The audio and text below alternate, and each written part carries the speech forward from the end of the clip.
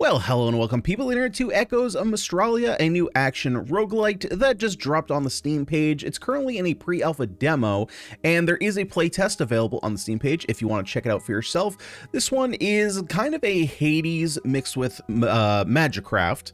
I guess it kind of is that. It's not like that. So we're going to jump in, check it out, and see what this one has to offer. If you guys haven't already, would you kindly smash that like button and subscribe to the channel for more roguelite action if you haven't already and you do enjoy the content.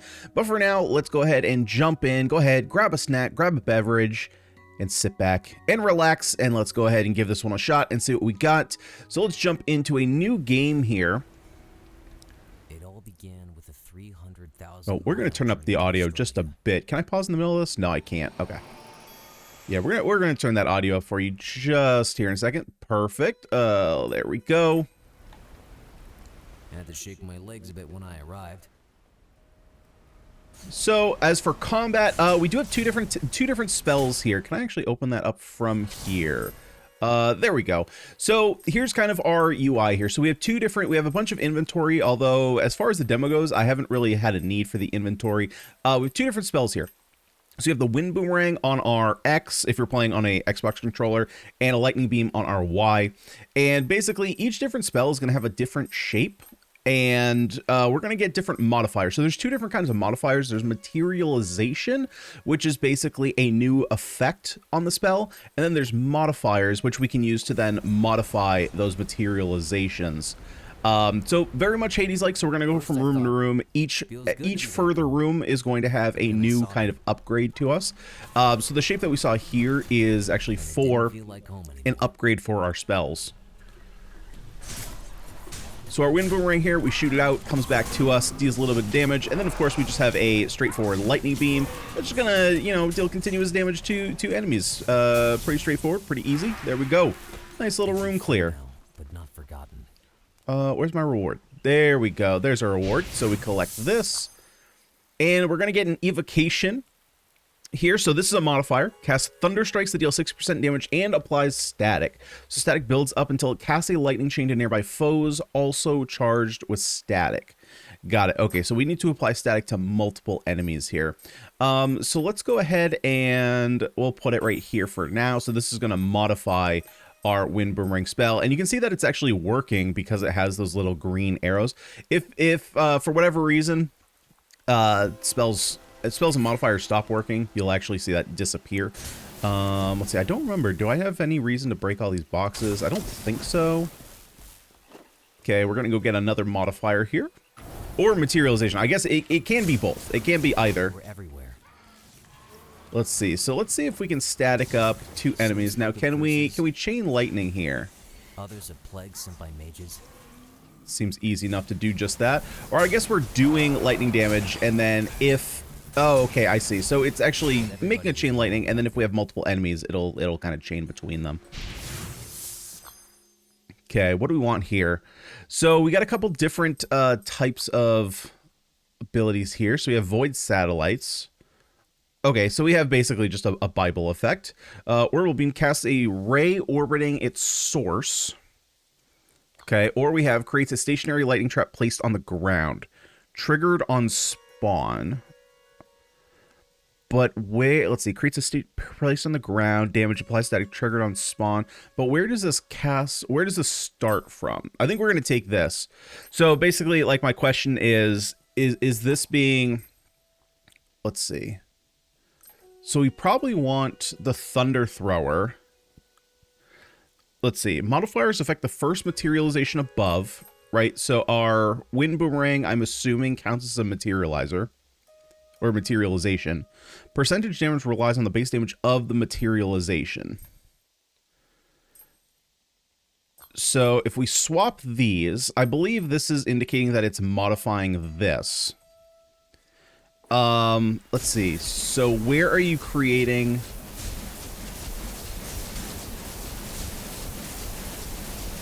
Okay, so I'm not exactly sure where. I guess it's just creating lightning traps around us. There's not necessarily a, like a trigger. So some materializations, it'll say like It starts like where the spell spawns. Some will say it spawns on contact, so it's a little bit more clear. But we're just going to go ahead and make a bunch of these traps here. But kind of as you can see, like this right now, maybe, you know what maybe we should do? Can I swap mid-combat? Oh, I can swap mid-combat. Okay. So what happens if I swap it over here? Does it make it a little bit easier to control? Oh, it's not even cat.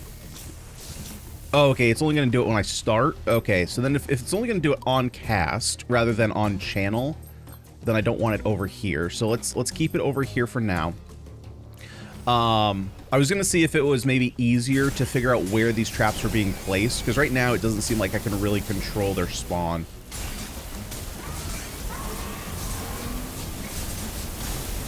That being said, we have lightning everywhere. So if we do get an enemy in there, they're going to take some big damage. Okay, what else we got? Speed. Okay, so speed modifies the actual like flight speed of spells. So it would make our boomerang go faster. It also adds chill. We can damage when foes are at full health. That's not really going to help us for bosses. Or we could take piercing freeze. I think we're going to take the speed. I'm assuming that that will mean that our boomerang comes back to us faster. Now, it is a modifier, so we could do this but this is going to modify the lightning trap, right? Because this is the first materialization. So I think what we're going to do here is move this one down here, move the lightning trap down here, and then we do this. And I think, yeah, you see how our wind boomerang is a lot faster now? If we swap this over, so I can just do this to make it, yeah, see how it's a lot slower now, but yeah, it's basically going to make this fly out faster, but that's not really going to do anything.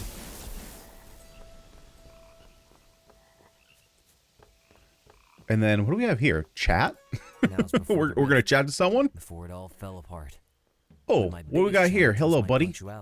How you doing? Back to Mystralia, Mazarim. You're late. Olback. What are you wearing on your neck? I got lost on the way. Oh, we got a little Iron Man little gem. Spare me the excuses, all right. I'm an old rock. Oh, he's a rock. It won't happen again. I've heard that. Can't believe I'm going. Relax. All right, this is a lot of lore. If you want to hear lore, play yourself. Play yourself. We got to play the game.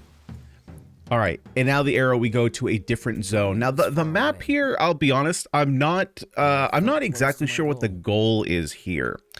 Now clearly the goal is to get to the final boss, but I can't actually choose zone. So I'm assuming that this is because it's a demo. So let's keep that in mind.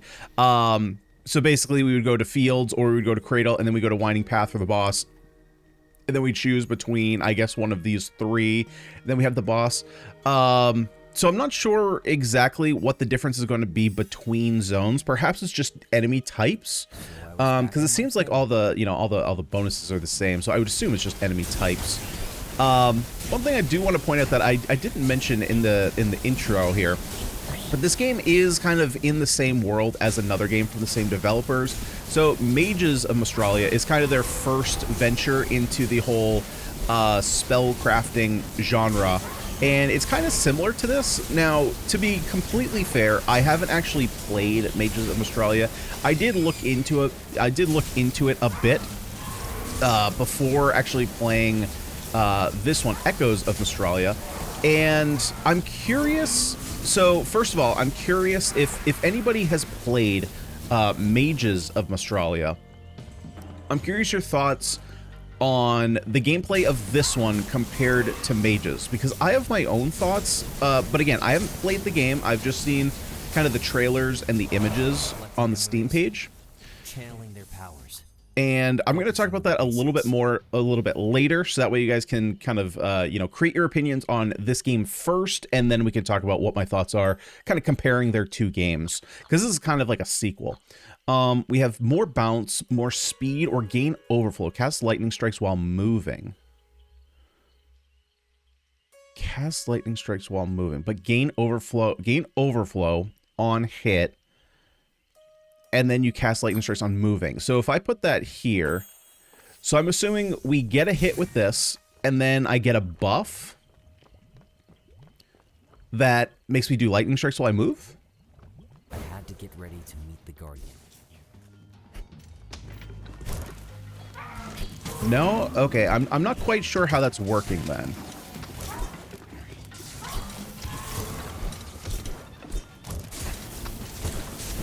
Huh. Okay, I'm a little unsure about that one.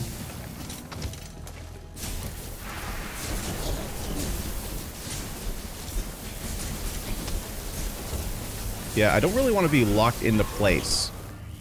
So I'm trying not to... It does a lot. It does quite a bit of damage, but... Oh, God, man.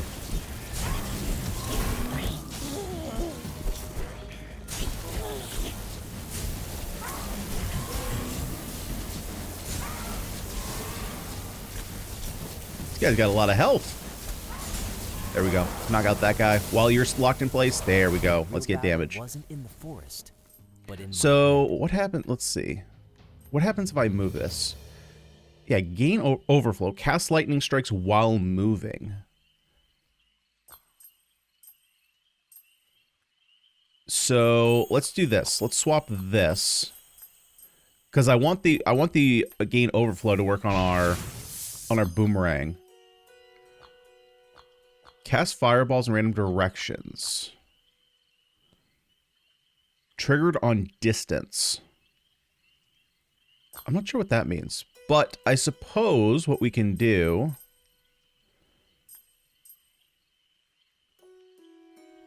What if we do this? Can I only have one materialization? Oh, well, this doesn't work on this. Why doesn't that work on this?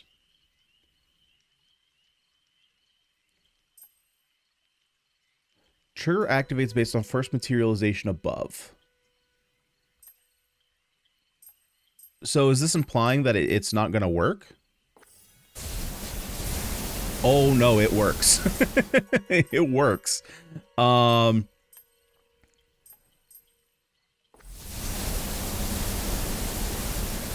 So we're getting a... Okay, so now we're getting a bunch of traps from all the fireballs. Okay. Okay, so we have... Well, I didn't mean to walk in there. I thought there was... yeah, anyway. Yeah, so we have the... This is basically trinkets. The other was, I think, meta progression currency. Oh, yeah. The crystals there was meta progression currency that allows us to buy. Right now, it's just buy weapons, so there's not basically a whole lot of progression you can actually make. There's one weapon you can buy. Okay, we are going to turn down sound effects because holy crap. There's only one weapon that you can buy, and it's basically an ice shard that you can charge up and fire. But a lot of, basically all the meta progression is locked right now behind the demo. So there's no real reason to grab any meta progression currency, but holy crap. Okay, we started going insane. Now that we're shooting out all these fireballs. So let's get a trinket here. Increase elemental damage by 25%. Well, that's pretty good when we're doing lightning and fire damage. Now, one thing I'm not crazy, I do wish that the trinkets always give you one trinket. I do wish there was a choice. I'm not exactly sure the reasoning behind that. The other thing too, I'm not sure, I'm guessing that each zone is just 3 rooms, but there's kind of no indication here of how I'm progressing in this zone. Just kind of an observation. Suddenly, like a smell of mold. All right, so we have our first boss here. Let's see if we can take him out. The bosses I have found have some pretty chunky health pools, so we'll see if... This is definitely the strongest spell that I've had, though, so let's see if we can do some good... Okay, this spell kind of... Yeah, this spell's kind of cracked. This spell is kind of cracked. I can tell you, I have... Oh, wait, who's shooting me? Who's shooting me? Yeah, I have never beaten a boss that fast. That was very strong. Okay, increase lightning elemental damage. Well, that seems pretty good on this build. What do we have here? Deals critical damage on foes affected by static. Oh boy. Cast a wind wave that deals damage knockback. Freeze duration. Well, let's say critical on static. And then honestly, should we just put it here? Or, I mean, I guess I can put it on Lightning Beam. I'm not really using Lightning Beam. But I suppose we can kind of use it to quickly chunk down some enemies. Okay, the frames. Ooh, we got some nice fall seasonal locations here. Very nice. Oh, get out of there. Get out of there.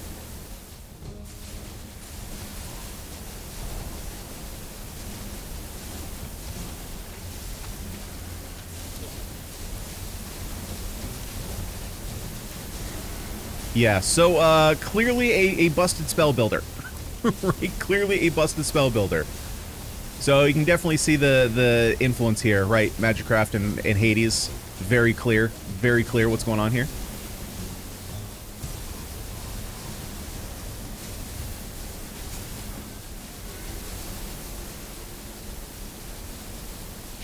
Okay, what do we get here? Hopefully something that we can put on our second spell. Bounce, leaves a trail of fire that applies burn or casts... I think I'm just going to take the Void Satellites and we'll put that over here. So that way while we're standing still, we have some damage. Deals critical damage. So actually, I do want this critical damage on our Lightning Beam. So we're going to do this. So now we fire around those orbs anytime we fire that. We got anything here? No. It's just set decoration. Just some set decoration. I don't know what this is. This is a new symbol to me. I haven't gotten this far. I have not had a spell this busted before. Oh, we got a little repair camp. So let's see. You're coming with fragments. We got some heals. Ooh, nice. We lose some meta progression crystals that don't matter to heal us. Perfect. Love it. Nothing else? Nah, we'll leave. We got a free... Is this a free trinket? Oh, buy a trinket. Oh, yeah. We'll use this. Okay, so it's not just for meta progression. See, that's why I haven't gotten here yet, so I didn't realize this. Heal 20% max of HP at the start of boss encounter. That seems great. Let's buy another one. For every 10 HP lost, receive one... Oh, I don't really care about that. Well, actually, no, I care about that a little bit more now that I know that I can buy trinkets. Welcome to my camp, watch. Although, maybe I should have bought an evocation. Actually, it probably doesn't matter. I think we're actually pretty much on par for where we should be. And then, is there anything here, or are you just kind of taking me to a new zone? I think you're just taking me to a new zone. So... Okay, so let's discuss a little bit, because again, I mentioned previously that this game was a sequel to Mages of, or I don't know if technically sequel is the correct term. We can say spiritual successor if you want to. It's a game built in the same world as Mages of Mystralia, although they're not calling it a direct sequel, right? But they're not straying away from the fact that this is obviously, in the same world, in the same vein. And while I have not played that game, I looked a bit, into the gameplay footage of it, into the trailers, and in my opinion, and again, correct me if I'm wrong, people who have played Mages of Mystralia, to me, this one feels like it lost a little bit of its charm from Mages of Mystralia. It feels a little bit too much like the devs are trying to kind of benefit off the success of HADES. And the reason I say that, so Mages came out in 2017, which I believe is before the first HADES. Is it? Let me look real quick. Is it actually? Let's go to the store. When did HADES 1 come out? HADES 1 came out in 2020. So actually, funny enough, Mages of Mystralia came out before HADES. Deal 50% more damage while under 25. Okay. So this one having come out after HADES and HADES 2, of course, feels like they're trying to, because if you look at the visual styles, that was it. Oh, that was a very short zone. If you look at the two styles of the game, Mages of Mystralia clearly has a more stylized look, and when I say that, visuals are not always graphics based, right? You could take a look at something like graphics about like resolution, fidelity more so, right, as opposed to just how the game looks. and it was more stylized, but I think the zones as well had a little bit more style to them, had a little bit more flair, had a little bit more identity to them. To me, based on looking at that footage, they clearly tried to, if you compare and contrast the two, I don't think you could really debate that this does not have like a Hades stamp all over it.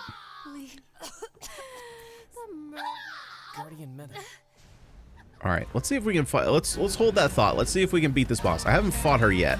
We do have some pretty powerful spells here, so we might be able to just kind of smoke her. Oh, Jesus. Oh, my God. How many... Okay, those projectiles were going to be hard to dodge. Okay, can we just take out this this tentacle here? Is that the ultimate goal? Like, do you get weaker if these tentacles are down? Oh, okay, let's dodge that. Okay, nope. It's not going to continue its path. It's just going to keep going. What is this? Do I do anything with this? Oh, do I push it into you? Oh, no, I think you just dropped it. Honestly, I might be able to just kill you. Oh, wait, no. Get out of there. Get out of there. Yeah, I don't even have to worry about the tentacles. I just take care of you. Okay, we talked to the boss. Let's go. Talk no jutsu. Right? I'm sorry. The spells. I feel it coming back. The voice. Okay, I didn't click out of that. I was going to listen to it, but then it just stopped. Okay, so now we're back to the hub world. That's pretty straightforward. Master Robok, I need to talk to you. She seemed to be struggling with herself. I tried to calm the dissonant forces that were troubling her. It worked, but they came right back. This is abnormal, but not unprecedented. Remember, the Guardians are directly connected to the memory of the world, so what disturbs the memory also disturbs them. She came to for a few seconds after our confrontation. She told me about a voice, and she gave me some memories for Vimali to look at. She needs our help, Obak. The Timeless won't be back from her rounds for a while yet, and I must stay here to watch over the azimuth. You must go back to Maida, see how things are progressing, and report back to me. May the memory guide you, Mazarim. Okay, can I do anything with this now? But mine wasn't ready yet. Yeah, okay, so this is probably, yeah, I mean, it's a skill tree, but we can't open it yet. And there's only one other weapon here, which is this Ice Blast. So, for the most part, that looks to be basically the whole demo here. Okay, so continuing on from what I was talking about earlier, is that I think if you look at between this gameplay and the gameplay of Mages, I think it's pretty obvious the influence that Hades has had on this game in particular. And to me, it feels like some of the charm of Mages is kind of lost here. Especially if you look at some of the zones, there's a lot more. To me, it looked like there was like some platforming. It looked like there was some puzzles that needed to be solved. The world wasn't just like big open zones. To me, I guess the word is anemic. These zones feel a little bit anemic to me, and it feels like some of the charm that was once there. I just realized our feet are completely clipping into the ground. Not here, but if you come over here, I mean, we're ankle deep in stone goat mask. So it's kind of one of those things I've noticed a lot of roguelites are kind of falling into that trap of trying to replicate the success of Hades, and I don't know. It's just like it's kind of like what's the best way to put it?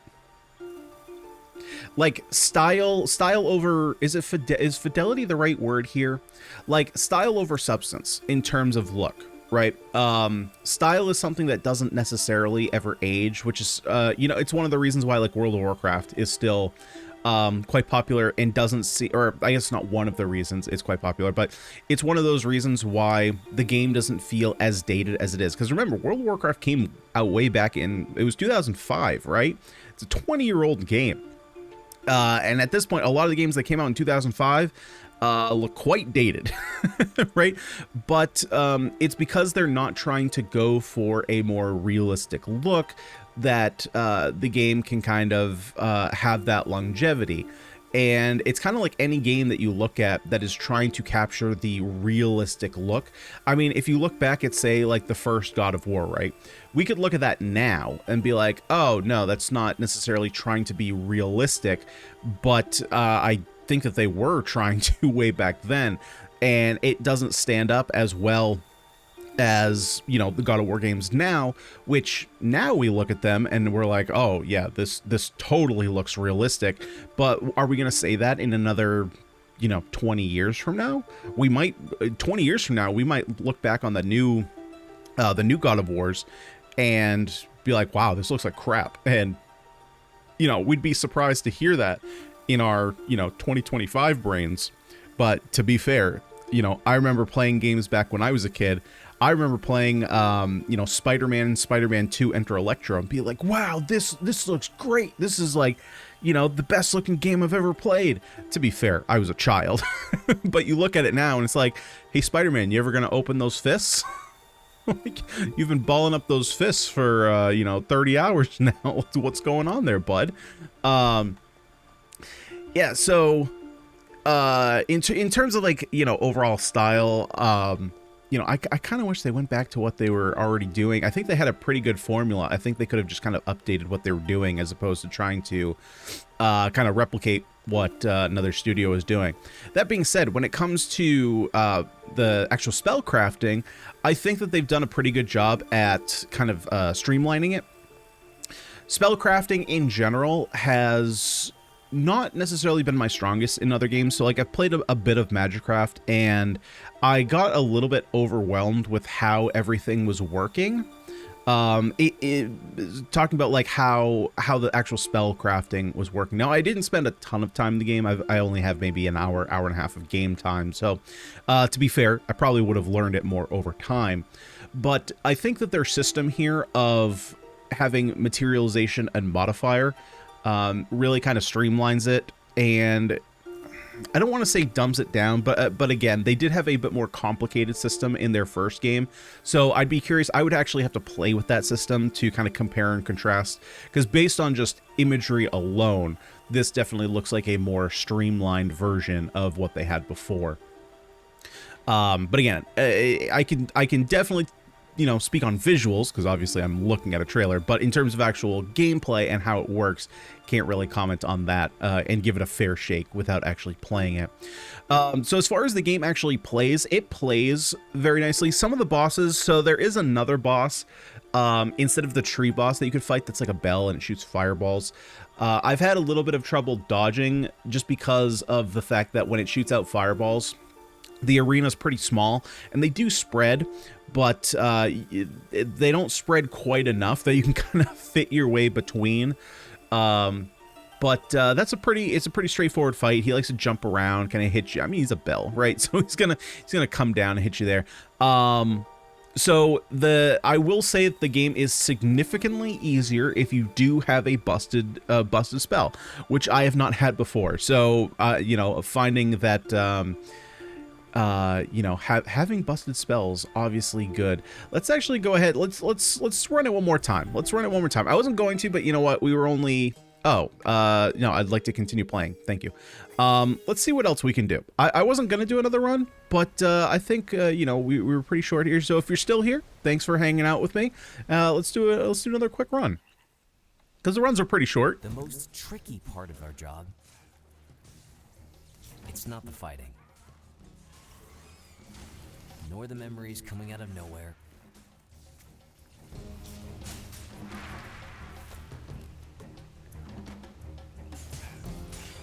But one other thing that I'm actually curious about that I didn't think of until right now. The most tricky thing. The time we have to think on the road. Let's see what we get. Damage modifier, tracks closest foe. Okay, let's grab that. It's not exactly, you know, fancy or anything. We can hold on to it for now.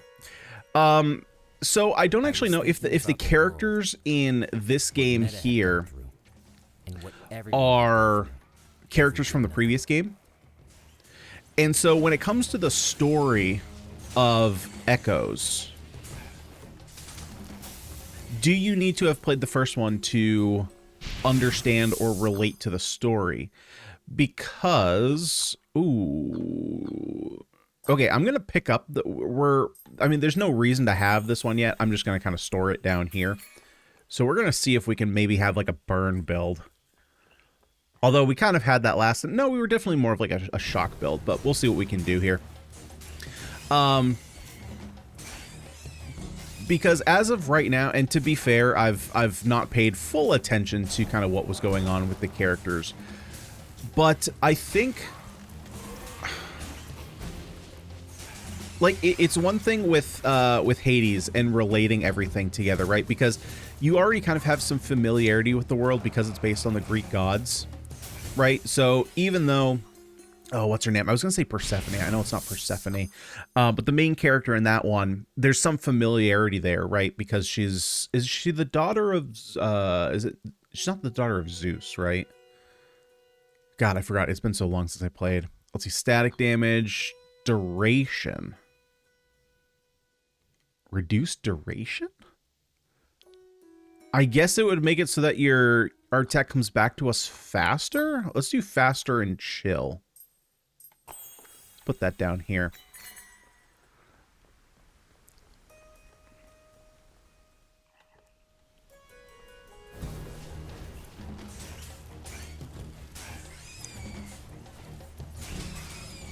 So basically, when it comes to world building, I'm curious to see if you need to have played the first game at all to have some kind of connection to the characters.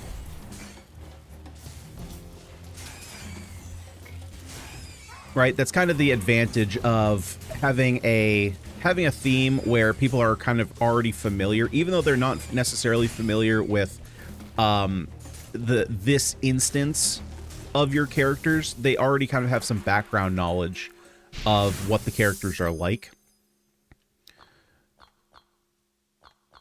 Okay, leaves a trail of fire that, well, it applies. Okay, so we have something that can apply burn.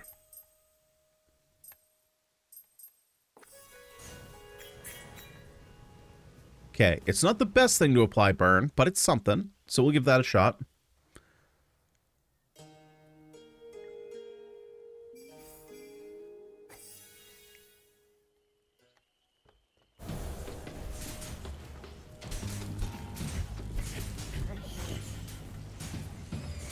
Actually, the fact that it bounces around might make it more decent than, because this is an effect that I've never really been crazy about in like Bullet Heavens, but that's mostly because it just affects, it just puts Fire Trail behind you. But in this case, it's putting Fire Trail in front of us, so we can kind of control more so where it's going and who it's damaging. And of course, it's giving us crit damage, which is quite nice. So what do you got? Oh, more chill. Deals critical damage on foes affected by chill. Well, okay. I mean, we can do that. Thing is, we're already applying. Well, we're already doing critical damage because we have this here. So let's maybe put this over here. So now we have kind of more consistent critical damage on both our spells. Ooh, what do we got here? I crossed paths with the timeless idol, and I remembered her words. Eyes, windows to memory, they show light or darkness, or sunny days and storms. Chance to heal, we're pretty much on full. Although, that would give us almost full health. Nice. Nice little full heal.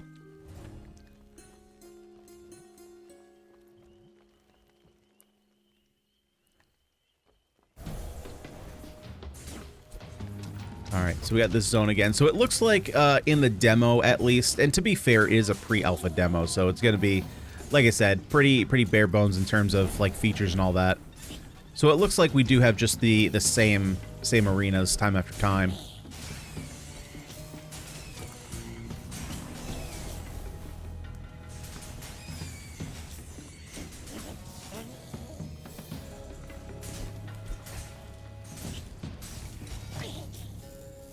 Who's left?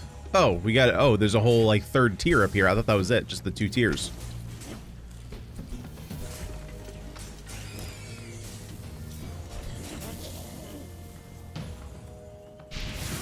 Okay, let's receive, and what do we have? We have an extra bounce, We have speed and lower size. Let's go for the additional bounce. And do I need homing? Let's do this. So I do kind of wish, because let's see if I do this. So if you have two items, or if you have two modifiers here, you can quickly switch them. But if I do this, if I take this from the inventory, one thing that I think I would like the functionality to be is rather than it just sending it back up to your inventory, because then I have to come back up to the inventory, which, let's be real, it's not like it saves a bunch of time. But I think that if you were to do this, you pick this up, put it down, and then it just swaps it, so now you're holding on to faster and chill. I would prefer that as opposed to it just sending it back up to your inventory. I get that it's the same functionality as this, right? You're just replacing where the last one was with the one that you exchanged it with. But I feel like it would just save a little bit of time. See, like, I feel like here there should be some kind of puzzle or something that I can go over here to kind of explore and find something else. And maybe that will be added. Again, to be fair, it's a pre-alpha demo, so a lot of functionality is just not going to be there. Okay, let's see if we fight the bell boss. Yeah, this is the bell boss. So I think that the tree is only there the first time you play, because when I've gone through the demo before, this is the only... Like, I fought the tree boss the one time when I started it, and then every time after that, it was always this bell boss.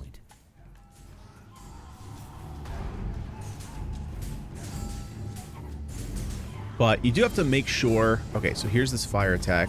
That's not the one I'm talking about. It's in his second phase. Oh, God.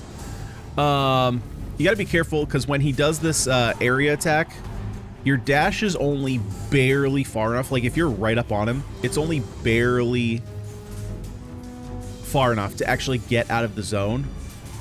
Okay, so now he's gonna shoot this fireball. Yep. Okay, there we go. To get out of it. So, if... Oh, Jesus. Okay. So, if he starts firing off that ground pound... We're getting more fire. You gotta be ready. Yeah, you gotta be ready to dash, otherwise you're gonna get smacked.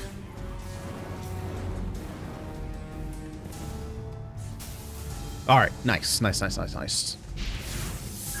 So it's a collector trinket, more damage while under 25% damage. And, ooh, burn duration. We can do more burn stacks.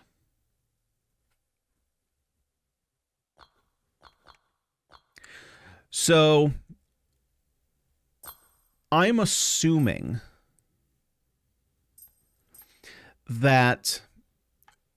Okay, so this is kind of one of the things that I'm not exactly sure of. Because burn... So burn is a status, but it's not necessarily tied... Like, so Fire Trail applies burn, but this burn is... what it should be doing is modifying the status on an enemy. So does this potent burn have to modify the fire trail? So basically, is it only modifying the burn that's being applied by one spell or one modifier? Let me be more specific. Or can this be put anywhere and it's modifying any burn that we apply to enemies?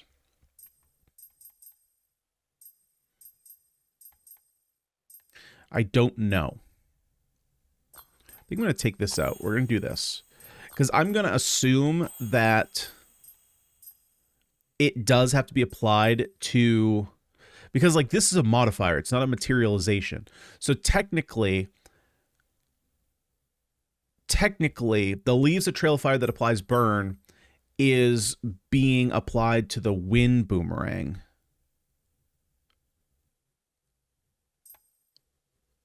Right? So basically what I'm trying to say is, like, potent burn, could I put it down here, just be kind of like a final modifier, and it just always works? I guess what we can do is we can put it here, because I'm pretty sure you can have 10 stacks of burn. So let's do this and see if I can, let's see if I can just build up stacks of burn on an enemy.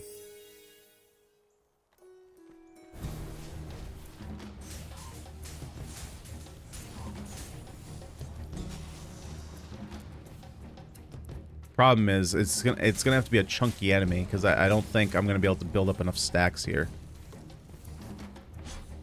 without actually killing them.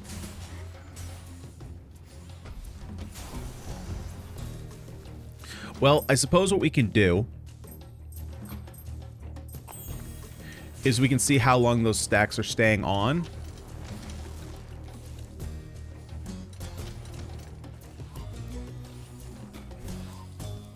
So, just in my quick looking at the stacks here, it does look like to me that it does have to be applied to the effect applying burn.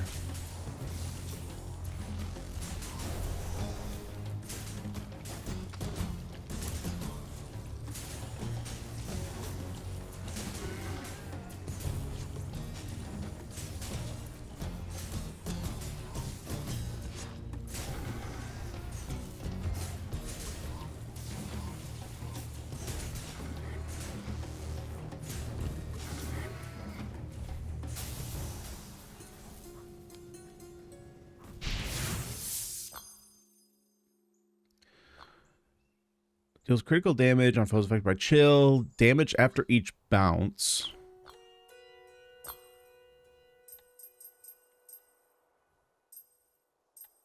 So let's maybe lose that. And we can add chill here. Or maybe let's do this. Maybe there's something else that we want to modify. So let's put this here, this down here, and this can kind of be our chill spell, I suppose. Yeah, 69. All right, so let's grab our healing here. Fragments, I hope. Need something else? And let's grab, I suppose let's grab a trinket. I do wish you could choose trinkets. Increase max HP by 50. Okay. I'm not sure why, like, you're able to pick your evocations, but not ever your trinkets. I feel like that's definitely something, because it can kind of work. I mean, it's like another modifier in your damage, so I'm not sure why trinkets are something that you really can't pick.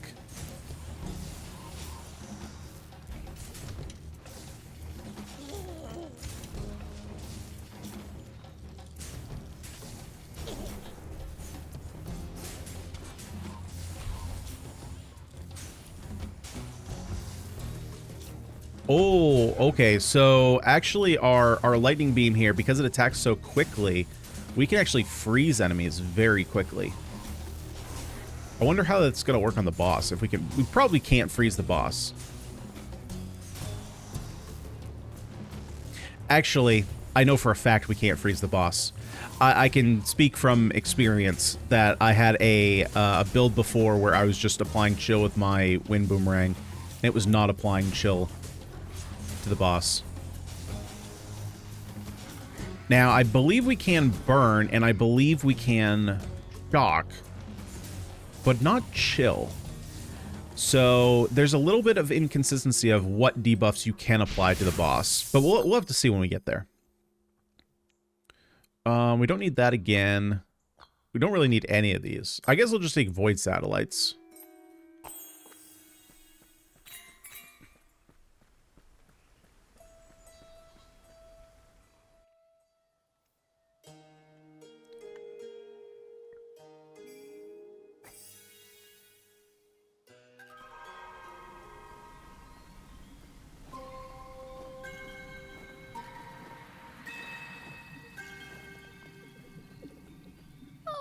Mazarim, you're back. I was afraid it's just... I think you're right. You're not... Alright, let's see what we can do. I don't think this build is nearly as good as our first build. Yeah, see, so like I can't even apply chill to these tentacles here. But I can apply burn and shock. So now I don't think, let's see, let's actually look here real quick. Does it say, it just says slows foes. It doesn't have any clarifying text that doesn't work on bosses. I definitely would like that. Some kind of clarify. Oh, wait, this beam hits. Oh, there's friendly fire. Okay. I definitely would like some kind of clarification. I'm not, what am I not understanding about this? I feel like there's something I'm not understanding about that orb. Okay. Those wind blasts are a thing of, beauty? Is that what we want to call them? Yeah, so I would definitely like a little bit of clarification what statuses can work against bosses and what cannot. Especially, does this apply chill?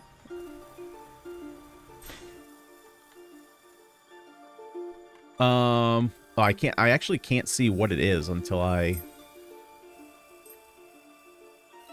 Okay. Yeah, so another thing, I wish that I could see what the spell is doing before actually applying it. But like you can see here that it does apply chill. So like this, so if you have, because you have modifiers that give you like extra crit damage whenever you attack a chilled enemy, you'd obviously want to build that into your ice snipe, right? Based on what modifiers are in the game currently. But that instantly puts you at a disadvantage against bosses, as opposed to taking something like this, where this applies static. So if you apply static, which we've seen that you can apply to a boss, and then you have something like, same thing, deals more crit damage if the opponent is staticked, you automatically, in my mind, like one might be better against mobs, one might be better against bosses, but you've already, in my mind, told me that, oh, this spell is just better because it has an advantage against bosses. So that might be something that needs to be looked at. I totally understand the fact that freezing a boss can be super overpowered. We've kind of seen that in Sworn, where if there's no kind of CC like cooldown of how much it affects bosses, like you can just permanently stun, permanently freeze bosses. So maybe there should be diminishing returns on how much your chills or your freezes actually apply to bosses, but I still do think that you should be able to apply all status effects to bosses. Maybe they just work differently, or it should just be clarified that chill specifically does not work on the boss, so that way there's a little bit of transparency there. So I'm not exactly sure how you'd go around solving it. That's not my problem. I can point out the issue, the solution. What is it? There's a saying. Somebody said it once in game development, where they were like, they were talking about how when they're looking for feedback from players, how a lot of times the feedback that they get is not always. Oh, you know what it was? It was a YouTube video. Was he an ex-Bethesda developer? I might be getting that wrong, but he was talking about player feedback, and his whole point was like, players might tell you, oh, I don't like this, I don't like X feature in the game. But what it ultimately came down to, maybe they were getting a ton of feedback of the same thing. I don't like X in the game. I don't like X in the game. And the problem wasn't always that X was the problem.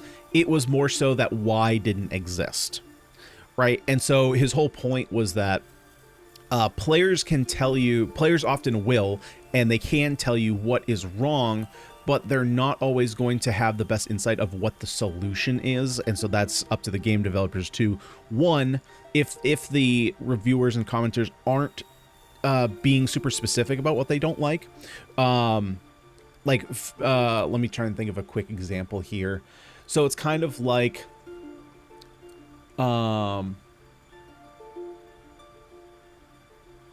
okay, so it's kind of like if you're working with inventory spaces, right? And maybe you have a weight system to your inventory, and I'm not going to be able to think of a perfect example here, but it's like if players were complaining about the inventory and they're like, oh, or maybe they're saying, oh, I don't like, most players would probably not like a weight system, but let's hypothetically just follow me here. And they're like, oh, I don't like the weight system. And then maybe it's not the actual weight system they don't like. Maybe it's that the inventory is too big. So they end up just having a crap ton of materials carried and then because of that, it ends up slowing down their character. Now, you could probably argue that maybe the weight system just shouldn't be there, but like that's one of those scenarios where maybe there's something tied to weight, right? Maybe there's a different mechanic that's like, oh, you get stronger whenever, you know, you're overcapacitated. I don't know. I'm just, follow me in the hypothetical here, right? And so when players go, but then maybe when you shrink the inventory space, okay, well now players aren't as over encumbered. They still get to that threshold, but maybe like their weight isn't doubled, so then they're not super slowed, but they still have a damage buff, and then they're like, oh, all of a sudden this feels a lot better. Well, the weight wasn't necessarily the issue, it was just that players were carrying too many items, so you had to shrink the inventory in order to get to the weight, so that way it's not super heavy, but then you still get your damage buff, right? That's kind of what I mean when it's like, players will tell you what they don't like, but the answer is not always directly correlated with what they don't like. Sometimes it's just another system that needs to be reworked in order to get that. And so that's kind of what the developer's job is to kind of break down the criticism and figure out what exactly is not working and where it can be fixed.